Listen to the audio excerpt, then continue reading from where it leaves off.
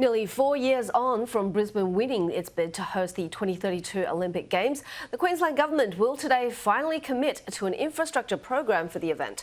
We've got reporters based across Brisbane covering the announcement. Let's start with state political reporter Harry Clark at the Courier Mail's Future Brisbane event, where the venue plan will be unveiled. Hi there, Harry. A new stadium in Brisbane seems a certainty. How will it be received?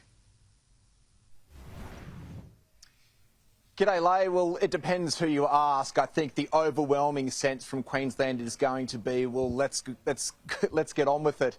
It's good that we finally got a plan to commit to. The time is running out and we need to start seeing some shovels in the ground. But there might be some political backlash. There definitely will be some political backlash because this announcement of a new stadium at Victoria Park will be breaking a pre-election promise made by Mr Crisafulli that no new stadiums would be built for the Olympics in 2032. He was almost at pains to say that and campaigned on it. But there has now been not one but two independent review committees that have both recommended a new stadium be built at Victoria Park. That, by all reports, it's all but certain, is going to be the plan unveiled by the now Premier today at the Queensland Courier Mail Future Brisbane lunch. But it's going to be met with some hurdles. There is a pretty strong local grassroots campaign against converting the huge parkland that is Victoria Park into a major, mega expensive, multi-billion-dollar sports stadium.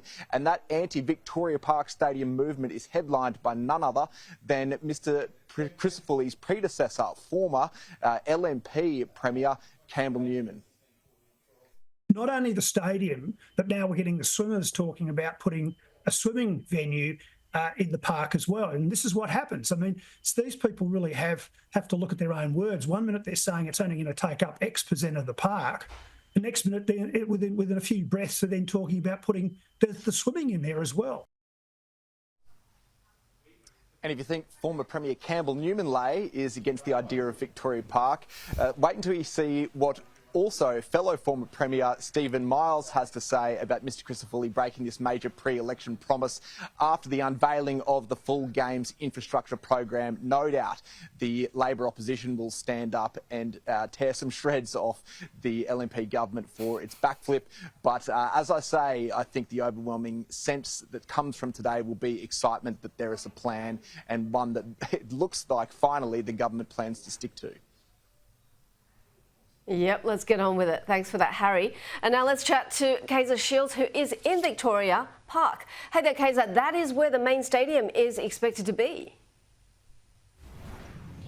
Lay, this is where the showpiece of the Games is expected to be, a brand new 60,000 seat stadium right here at Victoria Park, just north of Brisbane CBD. Now, as Harry said, that is the recommendation of two independent reviews, and it has received some high profile backing from people who believe that Brisbane needs to go big and be bold to put on the best Games in 2032.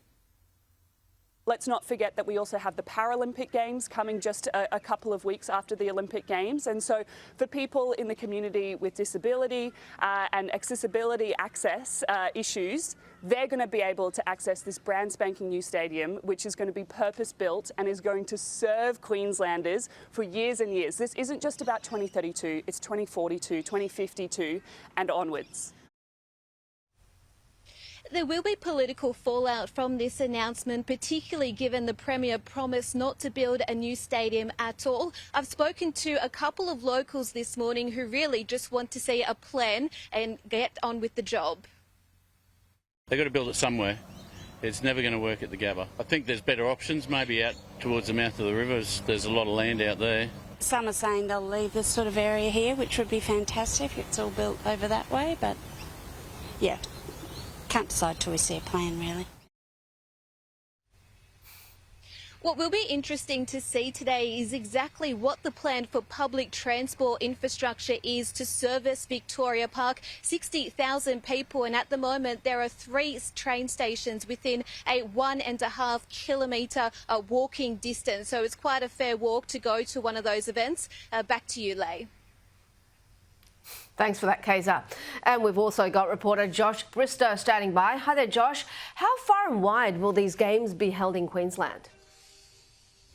Yeah, maybe the whole breadth of the state lay. It's another thing we're expecting probably to come out of today, that some events will be moved outside of Queensland's capital. Now, that has happened recently. The 2018 Commonwealth Games, which was based on the Gold Coast, that saw some sports like basketball and soccer, I believe, taken outside of the host city.